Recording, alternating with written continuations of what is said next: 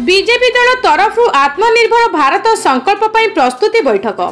लांजीगड़ block लांजीगड़ स्थित साप्ताहिक बजार प्रांगण में भारतीय जनता पार्टी लांजीगड़ मंडल एवं विश्वनाथपुर मंडलर मिलित आनुकूल्य रे आत्मनिर्भर भारत संकल्प पर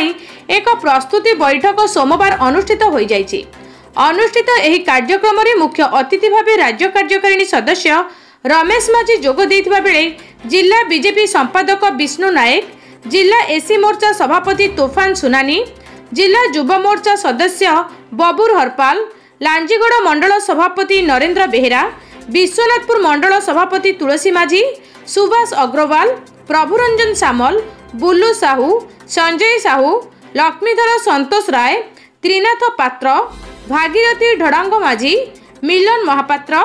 देव पटेल, रवि सिंह समेत 26 गोटी पंचायतर बूथ सभापति, पंचायतर सभापति एवं शक्ति केन्द्र प्रमुख उपस्थित थिले। आगको पंचायत निर्वाचन रे किपरि भारतीय जनता पार्टी को जितेबा पई एवं दल को शक्तिशाली करने सहित संगठन को मजबूत करने लगी जिलूर आसीथिबा वरिष्ठ नेतृत्व माने कार्यकर्ता मानकु कर्णमंत्र देइथिले।